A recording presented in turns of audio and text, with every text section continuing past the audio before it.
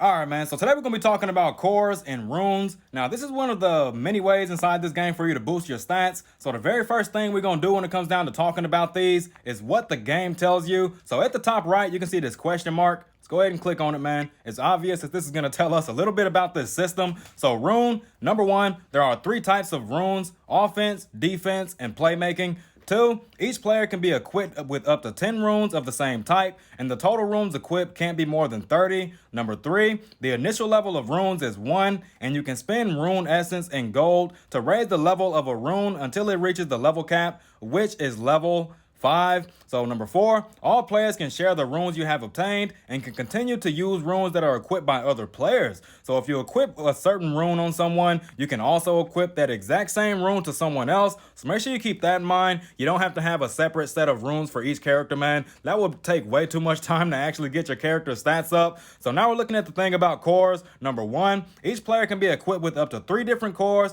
Number 2, the initial level of cores is 1, and you can spend core essence and gold to raise the level of a core until it reaches the level cap, which is level 5. And number 3, all players can share the runes you have obtained. Beautiful, man. And then you got the rune page thing down here where it says each player has 3 separate rune pages. As you can see at the top, you can see page 1 rune, then you can see page 2 rune and page 3 rune. Now you can see that I didn't put a name for mine yet. We're just gonna go ahead and give this something weird and random. All right, beautiful name, man. Very beautiful name. Couldn't have come up with anything better than this. So we're gonna go ahead and remove all of our runes. So as you can see, man, we got a blank slate right now. So we're gonna start off with the offensive runes.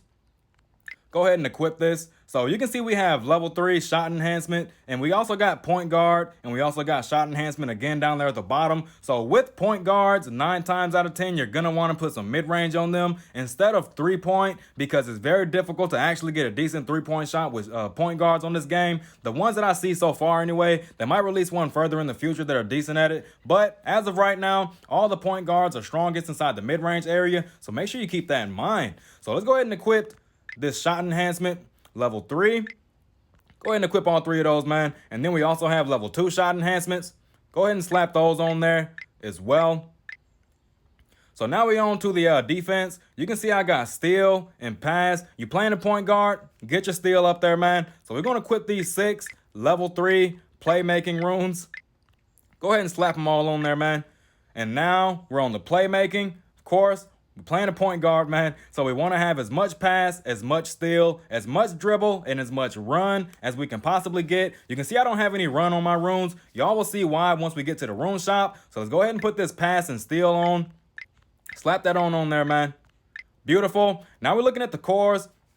So with the cores, let's go ahead and read this. It's different from the runes. You can see on the runes, you had like 2 stats, a main stat and a substat. The main stat is going to be giving you more toward that stat than the substats are. And once again, we're going to talk about that more a little bit later. So let's read this level 2 dedication core. About the effect: mid-range shot hit plus 0.8% after each successful scoring action. And then you will also boost your entire team's 3-point shot by 0.6%. And it can stack up to 2 times. And the effect lasts for the entire match. So you make 2 mid-range shots, then your teammates' accuracy at the 3-point line will increase by 1.2% when this is at level 1. Sorry, DTBB. Doing a video, man. Told you earlier I was doing some research for a video. So we're going to go ahead and equip this dedication. It's level 2 right now. Pretty sure it's going to be even better afterwards. So let's go ahead and read inertia. About the effect: after a successful drive start speed plus 2% and lasts until the end of holding the ball. So when you have this rune right here equipped, when you do a drive, your drive speed is going to increase by 2% and until you pass the ball or lose it. Your dribble speed is going to stay increased by that amount. Now this is just level 1. No idea how strong this is once you level it up even more, man. But let's go ahead and equip it. And we're going to click on upgrade just to see what's going to happen. So since these max out at level 5, it's looking like we're going to get 2% per level. So it's going to be about 10%. So make sure y'all keep that in mind. Apparently, whatever level whatever stats you get at the beginning, they're going to add that onto whatever it is once you get to the next level. So let's go ahead and hit up the rune shop.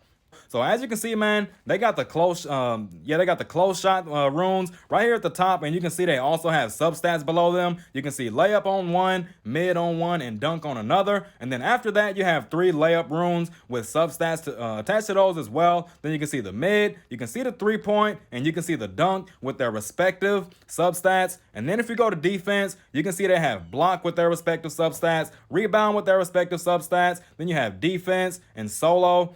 Solo only has 1 rune for some weird reason. It's a solo and rebound at the same time. And then inside the teamwork section, you got, oh, they do have run runes. Run and flex would be really good on someone like Ming. Ming is really good with the flex, man. He also has a passive that makes his flex just that much better. So you can see the run runes, the dribble runes, the flex runes, the resistance runes, and the pass runes with their respective substats. Now, when you're leveling these up, as you can see, it says 0.2 at level 1 and 0.1 at level 1 for the other one. So the way that this works, every time you level up a rune, the main stat is going to increase by 0.2 for a maximum of 1, and the substat is going to increase by 0.1 for a maximum of 0.5. Now, you being able to equip 10 of each of these onto your character, you're going to get about 10 of the stat that you're actually looking for. So make sure you keep that in mind. For the main stat anyway, you're going to get about 5 for the substat. So make sure you're equipping the right runes on your characters, man. Make sure you are getting the right stats on your character. Very important. One of the many ways to get stats on your characters. Now we're looking at the rune raffle. This is how you're going to be getting your hands on these runes. Well, not the runes, but this is how you're going to be getting your hands on the essence for the runes to upgrade them and buy them as well.